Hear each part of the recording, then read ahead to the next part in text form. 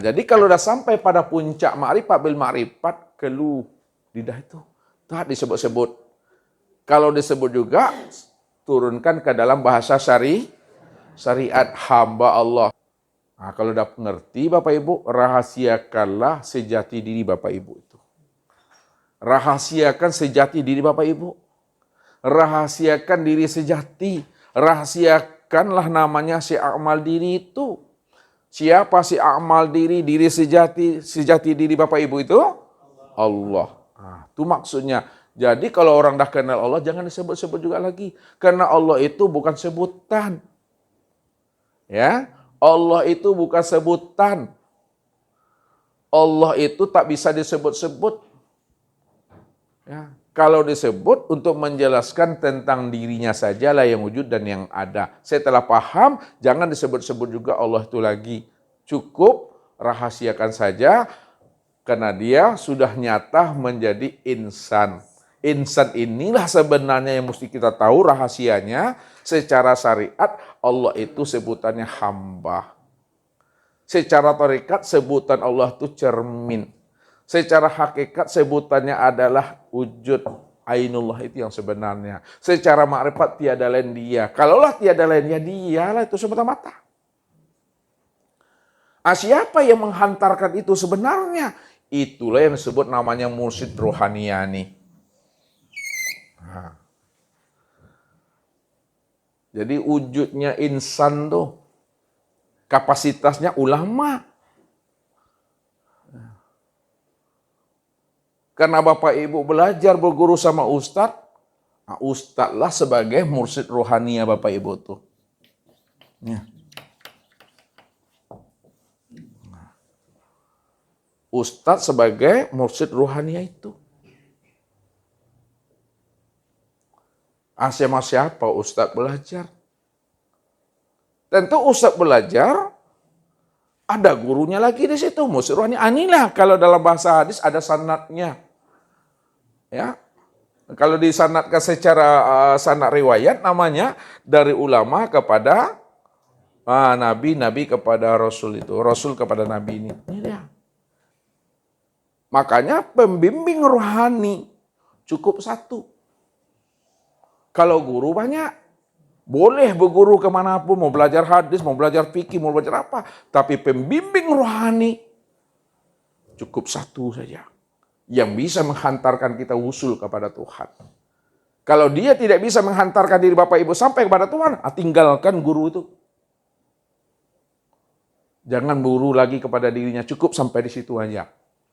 Karena Bapak Ibu berguru, bagaimana Bapak Ibu selamat dunianya, selamat pula akhiratnya. Itu rahasianya. Lalu mursyid rohaniya ini, Ustadz, maka Ustadz yang menghantarkan Bapak Ibu.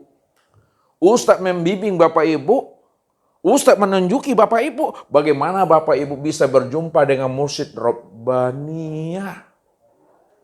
Nih, siapa mursyid robbaniyah itu? Ini mesti dipahami. Mursyid robbaniyah itu adalah orang yang terdekat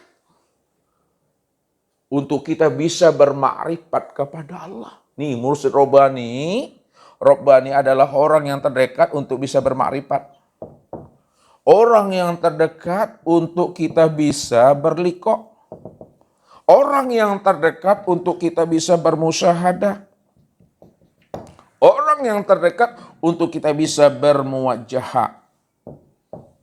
Nah, itulah mursyid robbaniyah. Siapa mursyid robbaniyah itu sebenarnya? Mursyid robbaniyah yang sebenarnya itu, yang ditunjuki oleh mursyid rohaniyah itu, ini yang disebut namanya dengan Nur Muhammad.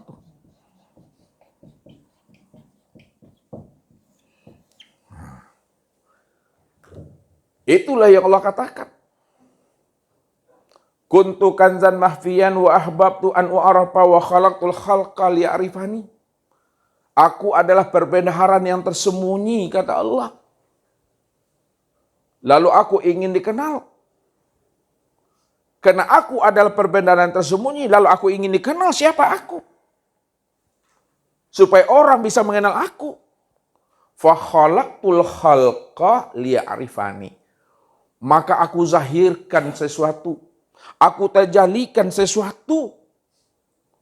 Yang mana sesuatu yang aku tajalikan itu, yang aku zahirkan itu berasal daripada diriku sendiri.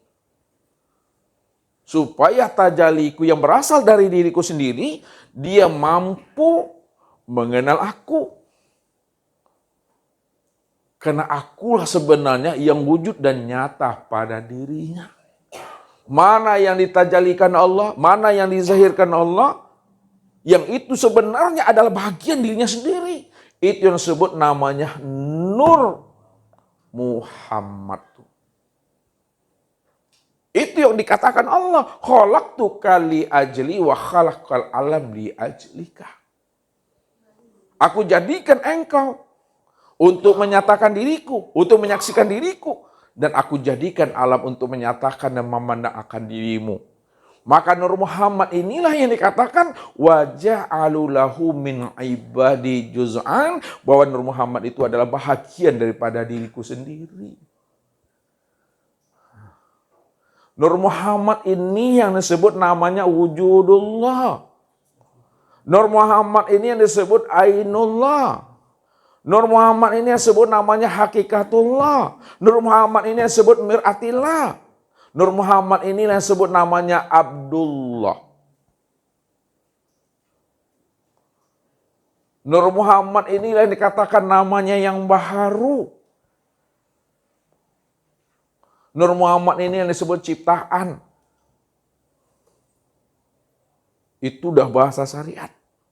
Makanya siapa yang mengenal Nur Muhammad, maka disitulah dia bisa mengenal Allah. Karena Nur Muhammad ini tempat memandang wujud nyatanya diri Allah itu. Nah, sekarang mana yang Nur Muhammad itu? Nur Muhammad itu Bapak Ibu sudah nyata pada sekalian alam.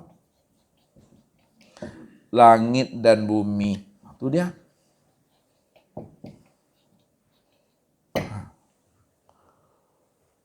Maka disitulah Allah menjelaskan dirinya. Allah nurus samawati wal ard.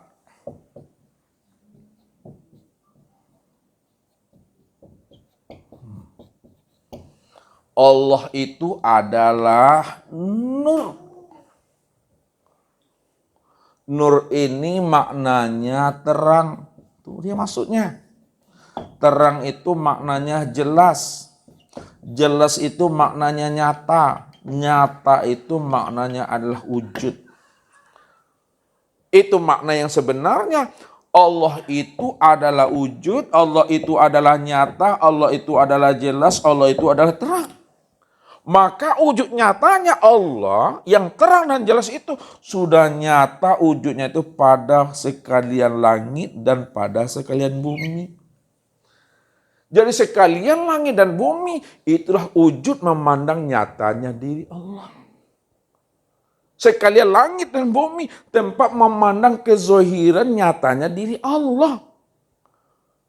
Akan tetapi kesempurnaan memandang nyatanya wujud Allah pada langit dan bumi, sempurnalah sebutannya pada insan.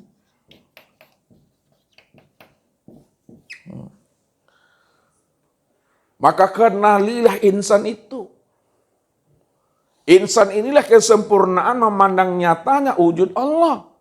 Nyatanya Allah yang disebut namanya dengan Nur Muhammad. Jadi siapa yang telah mampu mengenali akan sejati dirinya dan mampu pula dia mengenali akan hasal usul kejadian dirinya, maka kenalah dia siapa Muhammad itu yang sesungguhnya. Nah, kita lihat Bapak Ibu. Diri Bapak Ibu ini insan nih ada zohir dan ada batin.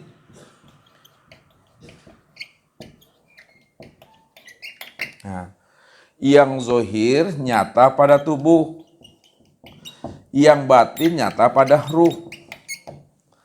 Kalaulah yang zohir insan itu nyata pada tubuh, maka kenalilah asal kejadian diri yang zohir. Asal kejadian diri yang zohiri yang disebut tubuh itu terdiri pada 4 anasir.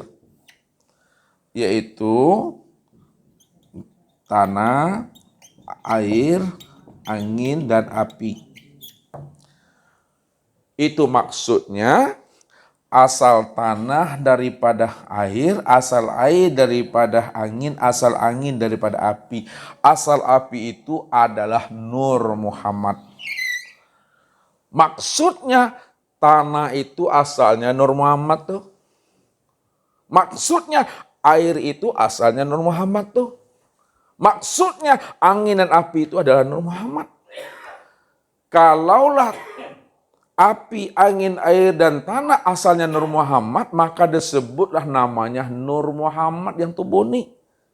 Atau Muhammad bukan Nabi Muhammad. Nah, lihat memahaminya. Ya, diri Bapak Ibu itu disebut namanya Nur Muhammad atau Muhammad dan bukan Nabi Muhammad. Kenapa dikatakan diri Bapak Ibu disebut namanya Nur Muhammad atau Muhammad? Karena diri Bapak Ibu yang zohir itu, itulah kezohiran memandang namanya Nur Muhammad atau Muhammad itu. Baik laki-laki maupun perempuan jenisnya, maka disebutlah namanya Muhammad. Sedangkan diri insan yang batin, itu nyata pada ruh, kenali pula lah asalnya. Bahwa ruh itu asalnya juga adalah Nur Muhammad. Kalaulah zohir dan batin diri Bapak Ibu itu asalnya Nur Muhammad, maka Muhammadlah zohir dan batin itu Bapak Ibu. Kalaulah Muhammad, maka sesungguhnya mursyid Robbaniyah itu adalah nyata pada diri Bapak Ibu yang sudah mengenal akan hakikat rahasia dirinya. Kalau sudah nyata Nur Muhammad atau Muhammad pada insan, disitulah Bapak Ibu telah mengenal, sudah memahami siapa mursyid Robbaniyah itu. Rupanya mursyid Robbaniyah itu adalah Nur Muhammad yang sudah sempurna wujudnya disebut Kalau udah paham Bapak Ibu, jangan berhenti pada Nur Muhammad atau Muhammad yang wujudnya insan itu. Tilik lagi ke dalam, siapa sebenarnya mursyid Robbaniyah itu? Siapa sebenarnya Muhammad itu? Siapa sebenarnya Nur Muhammad? Nur Muhammad atau mursyid Robbaniyah itu tiada lain adalah rahasia Allah. Ini sebenarnya adalah rahasia Allah. Kalaulah Nur Muhammad atau Muhammad itu rahasia Allah, yang wujudnya sudah nyata sempurna disebut insan, maka rahasia Allah itu tiada lain adalah diri Allah itu sendiri. Kalaulah rahasia Allah itu tiada lain adalah Allah itu sendiri, itu sebenarnya mursyid Robbaniyah itu adalah Allah itu yang sebenar-benarnya. Allah itu. Rupanya yang kita cari selama ini adalah bagaimana kita mencari status diri kita ini siapa sebenarnya. Siapa yang sudah mengenali status dirinya adalah Nur Muhammad atau Muhammad yang tiada lain adalah rahasia Allah. Disitulah dia sudah wusul kepada Allah itu. Itu yang Allah katakan. Ya botaguna ila rabbihimul wasilah ayyuhum aqrabu. Mereka mencari jalan kepada Allah. Siapa yang paling dekat kepada Allah, maka disitulah sebenarnya orang yang dekat dengan Allah itu, dialah yang bisa memberikan pemahaman kepada kita untuk kita bisa husul kepada Allah itu. Orang yang paling dekat kepada Allah itu adalah mursyid Robbaniyah nih. Siapa mursyid Robbaniyah Bapak Ibu? Nur Muhammad. Nur Muhammad itu sudah nyata pada diri insan. Siapa yang sudah kenal dirinya sebagai mursyid Robbaniyah sudah likoklah dengan Allah itu. Itu dia. Maka untuk terbukanya rahasia mursyid rohani itu perlu kita mencari mursyid rohania itu yang sebenarnya. Ini yang dimaksudkan Allah wattabi' sabila man anaba ilayya. Ini secara zahirnya dan secara batinnya itu adalah mursyid rohania. Jadi tak payah rupanya untuk mencari Tuhan. Tak payah untuk berlikuk dengan Tuhan.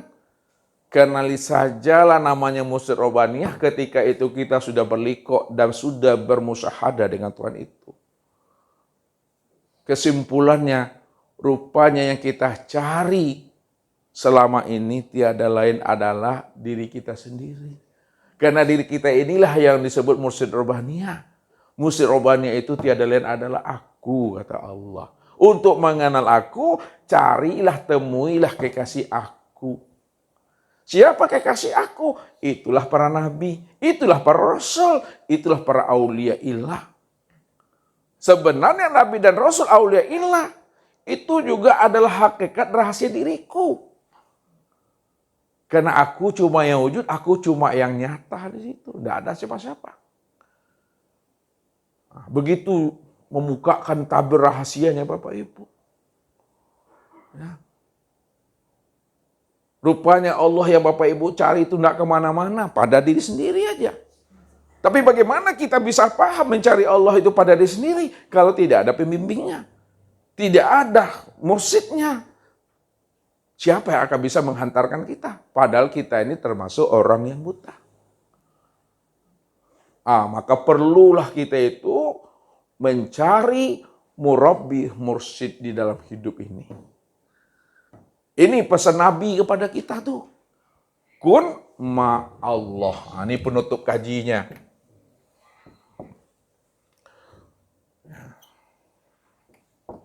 Kun ma Allah.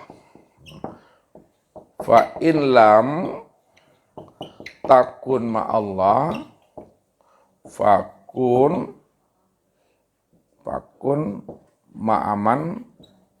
ma'aman kana ma Allah fa inahu yusiluka ilallah. Kun ma Allah. Jadilah kamu, hiduplah kamu, selalulah kamu itu beserta Allah. Jadi kita itu selalu bersama dan beserta Allah tuh. Maksudnya memandanglah bersama Allah. Mendengarlah bersama Allah, berkatalah bersama Allah, berjalanlah bersama Allah, melangkahlah bersama Allah. Duduk dan berdiri serta diamlah bersama Allah. Karena dirimu la haula wala quwata illa billah. Namun apabila fa in lam takun ma Allah, maka jika kamu belum mampu bersama Allah, belum bisa kita mengenal Allah itu, bagaimana bersama Allah itu? Bersama hayatnya, bersama kudratnya, bersama iradatnya, bersama basarnya. Belum bisa kita karena kita belum mengenal diri kita ini yang sebenarnya. Dan kita belum kenal siapa yang sama, siapa yang basar, siapa yang kalam, siapa yang ilmu, siapa yang kudrat, siapa yang iradat, siapa yang hayat, dan siapa yang wujud. Itu belum kenal kita karena kita ini zulumat, kita masih gelap. Pakun ma'aman kana ma'allah. Maka hendaklah kamu beserta orang-orang yang telah bersama Allah. Hendaklah Bapak Ibu berserta dengan orang-orang yang telah bersama Allah. Karena orang-orang yang telah bersama Allah itulah orang yang paling dekat, orang yang paling hampir dengan Tuhan. Kalau dia adalah orang yang paling dekat dan paling hampir dengan Allah, maka dialah yang membimbing dan menunjuki jalan untuk kita bagaimana kita bisa mengenal Allah. Itulah yang dikatakan Rasul. Apabila kamu sudah bersama orang-orang bersama Allah, kamu sudah bersama murabbi mursyidmu, maka raih ilmunya, ambil ilmunya, sau ilmunya, kuras ilmunya, walaupun kamu datang kepada dirinya dengan cara merangkak untuk mendapatkan ilmunya, dengan jalan tongkat untuk meraih ilmunya, dengan jalan seinsuinya Bapak Ibu untuk mengambil ilmunya, datangilah. Walaupun kita bersusah-susah. Apa sebabnya kita datangi dirinya? Fa innahu yusiluka ilallah. Karena dialah yang menghantarkan kita bagaimana kita bisa wusul kepada Allah. Usul, tahu arti usul? Usul. Sampai. Makanya orang yang sampai itu adalah orang makrifat. Orang yang makrifat itu orang yang liqa. Orang yang liqa itu orang yang musahada. Orang yang musahada itu adalah orang yang bermuajahah. Namun Bapak Ibu, apabila Bapak Ibu sudah wusul kepada Allah, apabila Bapak Ibu sudah bermarifat kepada Allah, sudah liqa kepada Allah, sudah bermusahadah dengan Allah, sudah bermuajahah dengan Allah, ketika bermuajahah, diri Bapak Ibu itu benar-benar hilang. Diri Bapak Ibu itu benar-benar fana.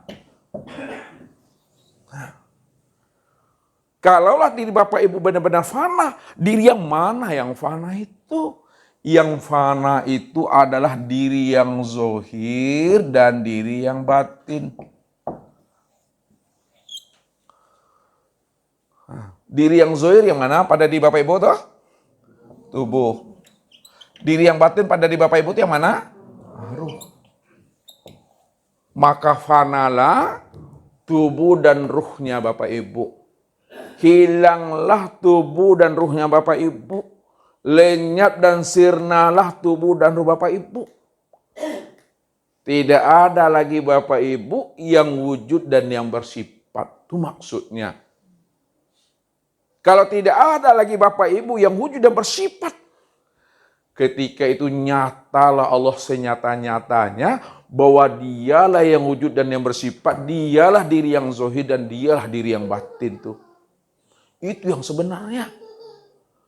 Dia diri yang zahir, dia diri yang batin, dialah yang wujud dan yang bersifat. Maka kesempurnaan memandang diri yang zahir dan diri yang batin. Untuk memandang tubuh yang zahir dengan tubuh yang batin, maka disebutlah namanya insan ini yang sebenarnya. Siapa insan? Al-insanu nafsi wa ana nafsuhu. Al-insanu nafsi wa ana nafsuhu. Insan itu adalah diriku dan akulah insan itu yang sebenar-benarnya. Insan itu adalah diriku dan akulah dirinya.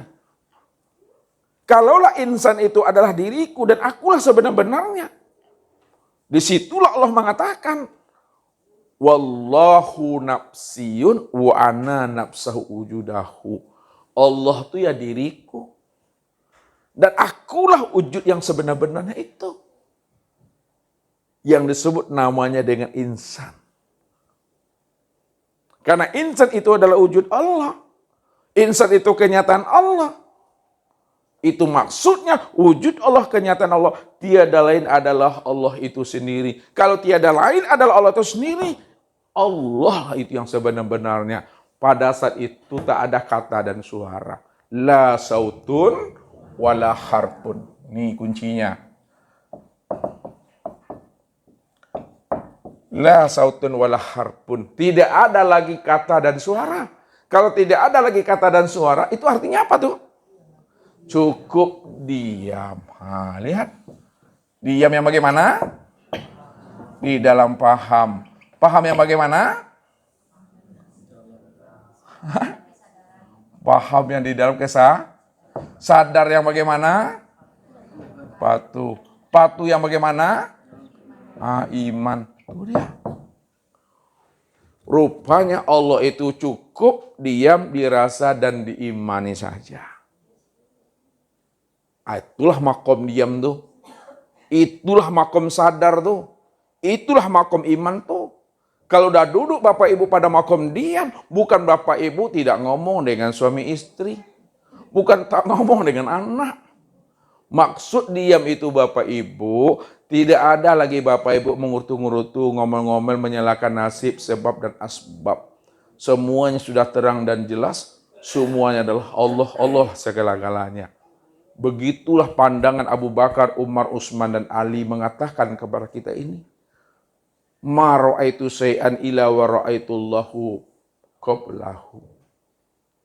Tidaklah aku melihat sesuatu apapun lagi ya Rasul, melainkan hatiku ini sudah mampu memandang Allah sebelum peristiwa dan kejadian itu. Lalu disempurnakanlah kasabnya Abu Bakar dengan Umar. Ma ra'aitu syai'an ila wa ra'aitullahu ba'dahu. Tidaklah aku melihat sesuatu apapun lagi ya Rasul, melainkan aku tidak mampu memandang Allah sebelum kejadian dan setelah kejadian. Lalu disempurnakan kasabnya Abu Bakar dan Utsman oleh Utsman. Apa kata Utsman? Ma ra'aitu syai'an illa wa ra'aitullahu ma'ahu. Tidaklah aku melihat sesuatu apapun lagi ya Rasul, sebelum peristiwa, setelah peristiwa, beserta peristiwa, hatiku dah mampu memandang Allahnya. Lalu disempurnakanlah kasabnya Abu Bakar, Umar, dan Utsman ini oleh Ali bin Abi Thalib. Apa kata beliau? Ma ra'aitu syai'an illa wa ra'aitullahu fi. Tidaklah aku melihat satu peristiwa dan kejadian lagi ya Rasul, sebelum peristiwa, setelah peristiwa, bersama peristiwa, meliputi semua peristiwa yang lampau maupun yang sekarang dan yang akan datang. Aku dah mampu memandang Allah segala-galanya dan segala-galanya. Itulah nyatanya Allah. Ketika itulah Bapak Ibu, dikatakan duduknya pada makom diam. Tak ada lagi menyala-nyalakan sebab, asbab, dan musabab di situ. Kalau dikatakan sebab dan musabab, Allah itu yang sebagai sebab, Allah itu yang sebagai asbab, Allah yang peristiwa, Allah kejadian. Siapa yang benci kepada peristiwa dan kejadian, masa dan waktu, sama dia benci kepada aku, karena ana ad-dahar. Akulah masa itu. Akulah yang waktu itu. Akulah yang peristiwa itu. Akulah yang kejadian itu. Memangnya ada lagi sesuatu yang lain selain daripada aku, kata Allah. Kalau tidak ada yang lain lagi selain daripada aku, maka sami'na wa ata'na. Bahkan kata-kata sami'na wa ata'na juga nggak ada. Kalau Bapak Ibu mengatakan sami'na wa ata'na, masih ada diri Bapak Ibu di situ. Kalau ada kata-kata sami'na wa ata'na, Allah lah yang sami'na wa ata'na, menjalankan akan takdir dirinya sendiri. Karena ini adalah cerita aku dan akulah yang menjalankan cerita itu. Ya, atur rahasianya. Maka untuk sampainya paham itu, mesti kita melalui kata-kata, mesti dihantarkan dengan cerita, mesti dihantarkan dengan suara. Setelah paham, maka cukuplah diam. Ya, bukan diam-diam, diam saja. Jangan diam-diam. Kalau diam-diam bermasalah tuh. Ya kan? Mangana buat kopi yang boleh dong. Awak lah maripat kau dah. Diam saja itu. Jadi orang marifat itu bukan seperti itu maksudnya. Tetap beraktivitas, tetap berbuat, bekerja. Tapi paham kita Bapak Ibu, yang berbuat, beraktivitas itu bukan diri Bapak Ibu. Itulah nyatanya akan diri Allah tuh. Itu maksudnya makom diam itu. Ya, nggak ada lagi menyalahkan siapa-siapa. Maka jalan untuk sampai kita pada makom diam. Jalan kita untuk sampai kepada makom Tuhan. Bapak Ibu butuh namanya murabi mursyid nih. Makanya wajib tuh. Kalau udah paham kita tuh, ambil ilmunya dengan jalan adab supaya barokah. Itu maksudnya, ambil ilmunya dengan jalan adab supaya barokah ilmu tadi. Kalau tidak diambil ilmunya dengan jalan barokah, dengan jalan adab, lapisi ke ilmu itu Bapak Ibu. Ya. Makanya ada ikatan batin antara Bapak Ibu dengan Ustadz, antara Ustadz dengan diri Bapak Ibu. Itu yang ikatan yang zahir batin tuh. Ya. Bukan lepas Bapak Ibu, dibimbing zahir dan batin itu. Itu maksudnya. Mungkin tuh saja Bapak Ibu udah capek aku. Ya, karena ada jam 12 kurang pula ini Bapak Ibu. Ya, inilah mudah-mudahan Bapak Ibu Allah berikan kita kemudahan dan kepahaman dalam memahami murabi mursyid, sehingga kita bisa berlikok dengan Allah yang tiada lain, sudah nyata dan sempurna pada diri kita ini. Ya, itu saja. Billahi taufik wal hidayah. Wassalamualaikum warahmatullahi wabarakatuh.